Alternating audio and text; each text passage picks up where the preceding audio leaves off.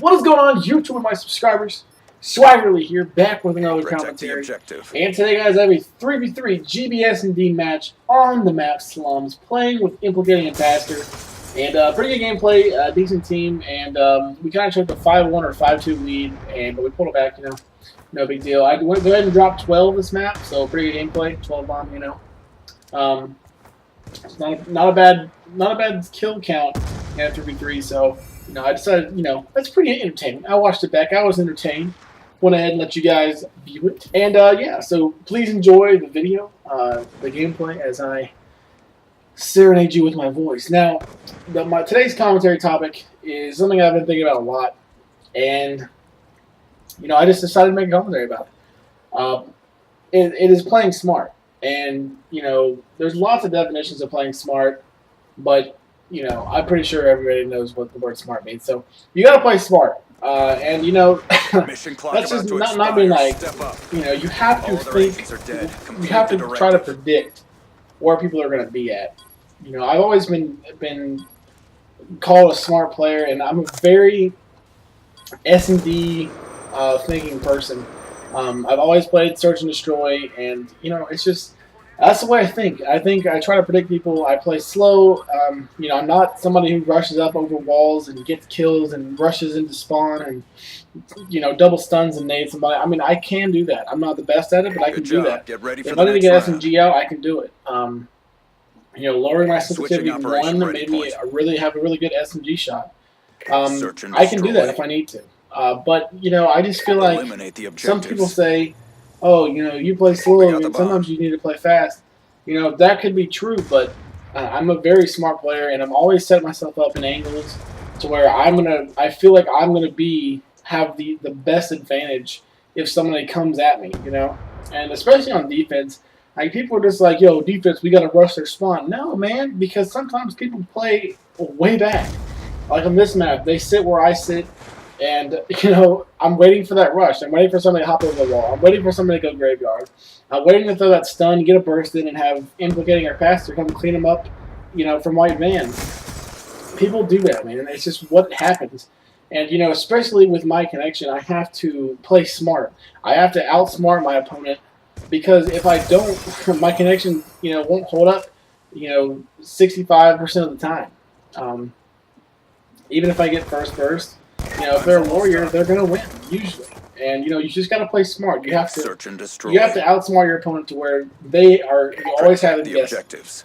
And a lot of times you can go to the same spot, especially if they don't see you there or whatever. And there's a lot of good spots on this map that you can watch all kinds of different angles. Just every map. You need to go with your team or just by yourself and go just look at spots where you feel like, hey, if they rush, the A-bomb, I could sit here and, I can have first shot, or I can get a stun, or I can call them out to my teammate who's going to be sitting here, and you just need to play smart. You need to be constantly thinking ahead of your opponent. Be, a couple steps ahead of him. Where's he going to be? Where do you think he's going to be this round? Oh, he was in blue last time, so this time I'm going to stun blue before I push it, or I'm going to sit blue, break the window, do something different, stun the outside, nade the back of the bomb, do something. A lot of opponents are very repetitive. I'm a very repetitive player unless I get killed in that spot. Because then once I get killed in a spot, I don't go back to it. Like, on offense on this map, you'll see me go to that hardpoint spot, and I'll just walk grade from there. And then I'll occasionally look at the hop up, and then every once in a while I'll look into blue. If I get killed, if I get naded, guess who's not going back to the hardpoint spot? Swagger and stuff. More than likely, and if you get a nade thrown at you or something at the hardpoint spot or at whatever spot you choose to go to, if you get, say they get a hit marker or whatever, they know you're there, they're going to probably try to nade you, especially on Slums. They're going to try to nade you that next round, so I advise you not to go there for at least 20 or 30 seconds. Let them throw that nade, and, go back there. They'll be like, oh, he's not there. Guess what? You're there. Pop, pop, bang, bang. You got a kill. Your team's up 3v2. You got it in the bag. So, just remember to always play smart. And that, it can mean a lot of different things. I'll go over some more stuff here very soon. Another thing is, try to save your nades. A lot of people, especially on Slums. And Slums is a great map to have an example of this. People will have their nades, and you got 3 nades and you have up to 6 stuns on your team. People will go, and on offense especially, will just throw everything they've got into their spawn. Unless you have somebody that's going to be rushing up into their spawn and getting in their face, why throw your stuns and nades or just stuns? Like, okay, you successfully stun them off spawn. Good job, agents. Congratulations. Get ready for the next now round. You have map control, which you should already have on defense. You get everywhere first. There's no reason to sit there and throw your stuns and your nades. I mean, your nades I can understand. Maybe throw a nade too, but defense is where you need to keep your nades. I mean, throw your nades. Sorry, defense is where you need to throw your nades at the beginning if you choose to do so. Offense, you need to save them daggum nades, especially for slums. All you have to do is have somebody spot somebody, poke out, throw a stun. And you have 3 nades to pick that guy off. And guess what? There is 3 routes to get to on slums. If it's a 3v3 and you get somebody, say you stun a guy and you throw 3 nades and one of those nades finally connects and you get the kill. Now they have 2 people that have to watch 3 different ways and they are stuttering. Send 2 one way and 1 out the middle. And you will break. Somebody will find you and somebody will die. Even if your teammate dies. A 2v1 is a very good odds, especially if you hold hands. So, think about stuff like that. Whenever you're playing, your team ladder matches or even doubles, just think about saving your nades and stuff and playing smart, getting a stun, poking out, having somebody shoot at you. You know where he is, stuff like that, and killing him with a nade. And that's what GBS&D is all about. That's why the pros don't like to play GBS&D because they don't wear the tac mask and the flak jacket and the trophy systems and whatnot. They get killed by nades and stuff and they think it's unbalanced and stuff. When nades were one of the biggest things in COD 4 and stuff. I mean, nades need to be there. So save the nades. You never know. Put it in your back pocket. Maybe you'll get a lucky nade. Or if you want to go for that Kobe at the beginning of the round, go for it. Make your montage. But and then another really key part of playing smart is your communication.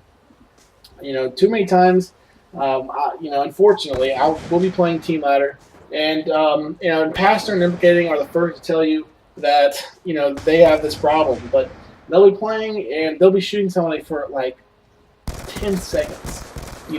Burst, put up. Good job. I'm like, we're there. They won't say a word. Like, it's like their right trigger won't work if they're talking. They have to keep shooting.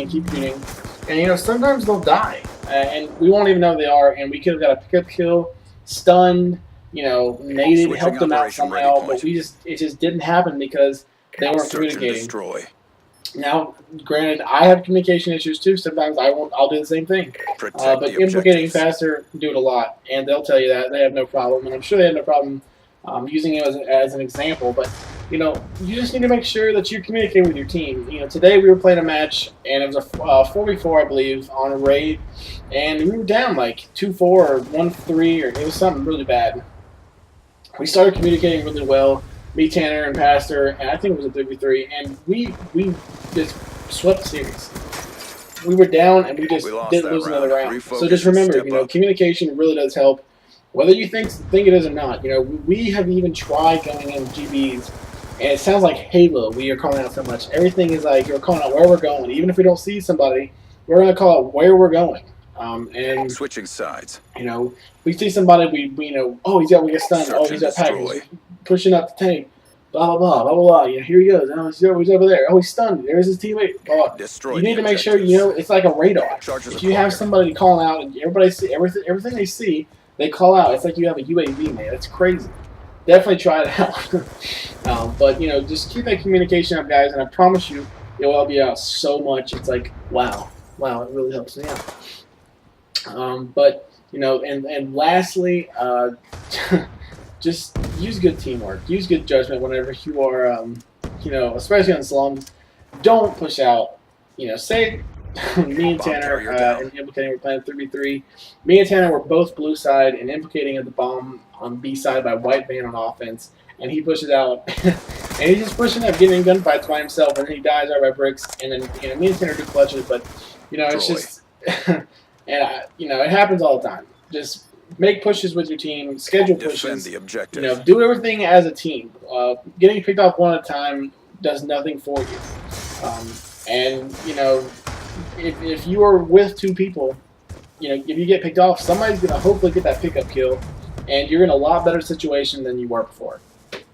So, you know, just make sure that you aren't doing stuff by yourself. Play as a team always, and you know that's gonna do the best for you in you know playing GBs. But anyways, guys, this commentary is coming to a close. Hope you enjoy the commentary. Hopefully, it was very informative and it helps you out in getting that MOG rank down. But anyways, guys, like the video, subscribe if you haven't already. Swaggerly is out.